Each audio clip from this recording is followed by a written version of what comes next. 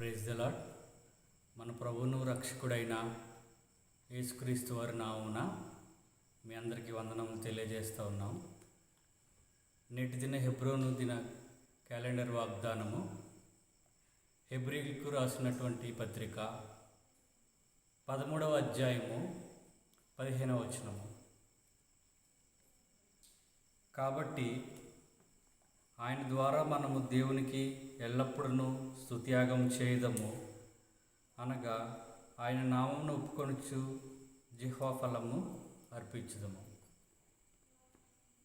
అపోస్తలుడైనటువంటి పౌలు హెబ్రీలకు రాస్తూ ఈ విధంగా సెలవిస్తూ ఉన్నాడు.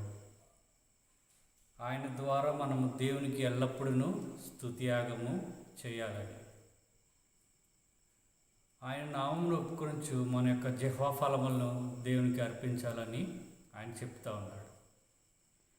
మరి కీర్తనల గ్రంథము 145వ అధ్యాయము 21వ వచనం మనం చూస్తే, నా నోరు యెహోవాను స్తోత్రం చేయును, శరీరులందరూ ఆయన పరిశుద్ధ నామమును నిత్యము సన్నుతించుదురుగాక. కీర్తనల గ్రంథంలో భక్తుడైనటువంటి దావీదు కూడా చెప్పే మాట అదే. యెహోవాను స్తోత్రము చేయును, శరీరులందరూ ఆయన పరిశుద్ధ నామమును నిత్యము సన్నుతించుదురుగాక. మనం నిత్యము సన్నుతించేటువంటి దేవుడు, అలాగే ఎల్లప్పుడూ స్తుత్యాగం చేసేటువంటి దేవుడు. ఈ దేవునికి మనం ఏ విధంగా స్తుతి చెల్లించాలి, మన యొక్క జిహ్వా ఫలం ఏ విధంగా అర్పించాలని భక్తుడైన పౌలు సెలవిస్తూ ఉన్నాడంటే, ఆయన ద్వారా మనం దేవునికి కృతజ్ఞతాస్తుతులు చెల్లించాలి. మనం ప్రార్థించినప్పుడు, మనం దేవుని ఆరాధించినప్పుడు, ఆయన కుమారుడైనటువంటి క్రీస్తు నామమును బట్టి మనము మన ఆరాధన అర్పిస్తూ ఉంటాము, మనం మొరపెడతా ఉంటాము. కాబట్టి పౌలు మనకి నేర్పిస్తున్నటువంటి సత్యం ఏమిటంటే, కేవలము దేవుని మహింపరచటము, దేవునికి ప్రార్థించటము ఎట్లాగునంటే దేవుని ద్వారా, ఆయన పంపించినటువంటి కుమారుని ద్వారా మనం ఆయనకి అర్పించవలసి ఉన్నాం. ఇదే హెబ్రీలకు రాసిన పత్రిక 1వ అధ్యాయము 1వ వచనము 2వ వచనం మనం చూసుకుంటే, పూర్వకాలమందు నానా సమయంలోనూ నానా విధములుగాను ప్రవక్తల ద్వారా పితరులతో మాట్లాడిన దేవుడు, ఈ దినముల అంతమందు కుమారుని ద్వారా మనతో మాట్లాడాడు. ఆ కుమారుని ద్వారా సమస్తము ఆయన నిర్మించాడు. కాబట్టి ఆయన కుమారుని ద్వారా దేవుడు మనతో మాట్లాడుతూ వచ్చాడు. దేవుని యొక్క స్వభావము, ఆయన యొక్క దైవత్వము, మానవులతో నేరుగా ఆయన మాట్లాడటము, నేరుగా ఆయన సహవాసం చేయడం అనేది అది వల్లపడినటువంటి పని, అది అసాధ్యమైనటువంటిది. ఎందుకంటే ఆయన పరిశుద్ధుడైనటువంటి దేవుడు, మానవుడు పాపైనటువంటి మానవుడు. కాబట్టి పరిశుద్ధుడైనటువంటి దేవుడు పాపైనటువంటి మానవునితో సహవాసం చేయటానికి, మానవునితో సంధి చేయటానికి అది కుదరనటువంటి పని. అయితే దేవుడు మనలను నిర్మించాడు కనుక, ఆయన ప్రత్యేకంగా తన స్వరూపమందు తన పోలిక చొప్పున ఆయన మనలను ఇష్టలుగా ఆయన నిర్మించాడు కనుక, పాపంతో నిండిన వారమైనప్పటికీ, ఆ పాపం ద్వారా మనం నశించి శిక్షకి నరకానికి పాత్రమైనప్పటికీ కూడా మనల్ని విడిచిపెట్టకుండా ఆయనను మనం ప్రేమించి తన కుమారుని ద్వారా ఆ దినముల అంతమందు కుమారుని ద్వారా మాట్లాడినటువంటి దేవుడు, ఆ కుమారుని మన కొరకు పంపినటువంటి దేవుడు. ఆ కుమారుని ద్వారా మనకి ఆయన ఏం చేశాడు అంటే,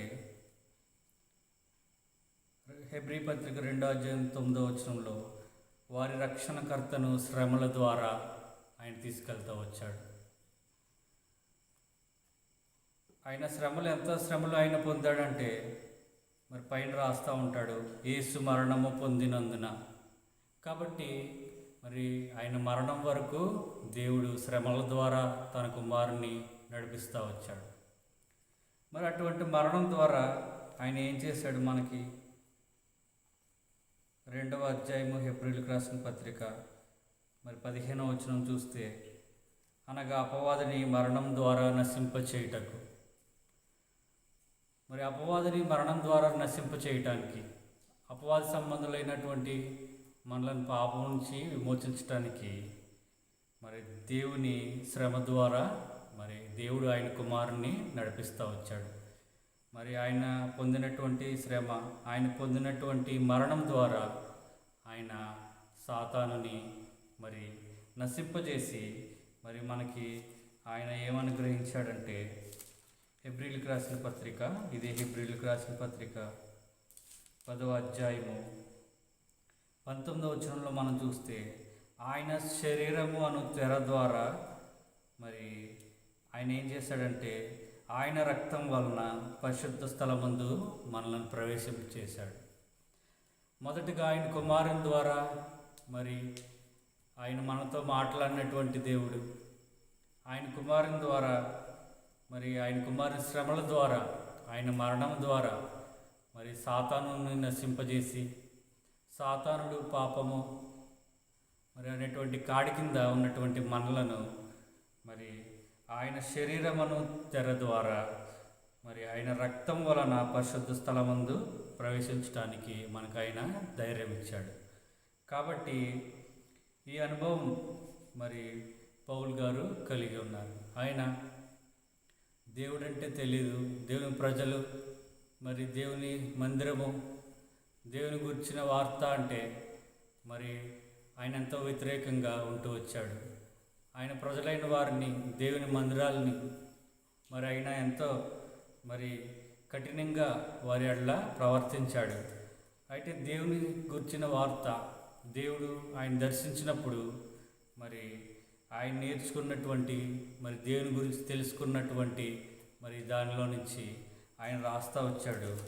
మనము దేవుడు చేసినట్టు ఆయన కుమారుని ద్వారా మనకి ఏమైతే ఆయన చేశాడో మరి దాని ద్వారా, అదే కుమారుని ద్వారా మనం దేవుణ్ణి మరి కనపరచాలి, దేవునికి స్తుతియాగం చేయాలని, మన యొక్క జెహోఫలము కేవలము ఆయన ద్వారా అర్పించాలని మనకి తెలియజేస్తూ ఉన్నాడు.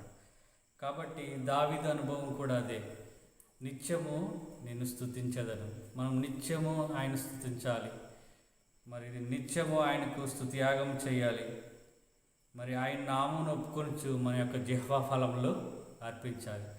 కాబట్టి ఏ కుమారుని ద్వారా మనకు రక్షణ కలిగిందో మరి ఆయన రక్తం కాచడం ద్వారా, ఆయన శరీరమును తెర ద్వారా మనకి దేవునితో మరి సహవాసం చేయడానికి, ఆయన మందిరంలో మనం ప్రవేశించడానికి మనకు ఆయన ధైర్యం ఇచ్చాడో, అదే కుమారుని ద్వారా మరి దేవుడు పంపినటువంటి మరి ఆ మనుష్య కుమారుడు, ఆయన ద్వారా మాత్రమే మనం దేవునికి స్తుతియాగం చెల్లించాలి. మనం దేవునికి మన నోటి యొక్క జిహ్వా ఫలములు అర్పించాలి. ఈ అనుభవము మనం కూడా కలిగి ఉండి దేవునికి ఎల్లప్పుడూ మరి స్తుతియాగం చేయలాగిన దేవుడు మనకు సహాయం చేయనుగాక. ప్రార్థన చేసుకుందామండి. ప్రేమగల తండ్రి, కృప కలిగిన దేవ, దయమేడ తండ్రి, మీ ఘనమైన శ్రేష్టమైన నామానికి వేలాది వందనాల స్తోత్రాలు చెల్లిస్తున్నాం. దేవా, ఈ దినం యొక్క దేవ వాగ్దానాన్ని దేవా నేను జ్ఞాపకం చేసుకోవడానికి, ధ్యానించుకోవడానికి సహాయం చేశారని బట్టి మీకు వందనాలు. దేవ, మీరు తెలియజేసినటువంటి నేను మరి మాటలను బట్టి మీకు వందనాలు. నాయన, మా కొరకు తండ్రి దేవ మీ యొక్క కుమారుని పంపించారు. దేవ, ఆ కుమారుని ద్వారా నేను మాతో మాట్లాడారు. దేవ, ఆ కుమారుని నేను శ్రమ ద్వారా, మరణం ద్వారా తండ్రి దేవా నేను మరి ఆయన రక్తం ద్వారా మీ యొక్క పరిశుద్ధంలో స్థలంలో ప్రవేశించడానికి మాకు సహాయం చేశారు. అటువంటి మీ యొక్క ప్రియ కుమారుని ద్వారా మీకు స్తుతి నేను మీ కృతజ్ఞత, అదేవిధంగా మా యొక్క జిహ్వా ఫలం అర్పించడానికి దేవా ఈ సమయంలో నేను మాకు నేర్పిస్తూ వచ్చారు. నేను నేర్చుకున్నటువంటి తెలుసుకున్నటువంటి దేవా మీ యొక్క సత్యాలు మా జీవితంలో అనుభవించుకొని దేవా మీ యొక్క ప్రియకుమారుని ద్వారా మీకు నన్ను ఎల్లప్పుడూ త్యాగం చేయటానికి మాకు జీవ ఫలములు అర్పించటానికి దేవా నాయన మీ కుమారుని ద్వారా మేము మీ నామను ఒప్పుకోవటానికి సహాయం చేయమని ప్రార్థిస్తాను. కృప చూపించండి దేవ. ఇదే మొదటి కొరకు మీరు ఇచ్చిన వాగ్దానాన్ని బట్టి మీకు వందనాలు దేవ. మా జీవితంలో తండ్రి నేను అది నేను నెరవేర్పు అనే కార్యం దాల్చలాగిన సహాయం చేయండి దేవా. నేను మీరే సహాయం చేయమని కృపను కోరుకుంటూ యేసుక్రీస్తు వారి పరిశుద్ధ నామమున ప్రార్థించి వేడుచున్నాం తండ్రి. ఆమేన్.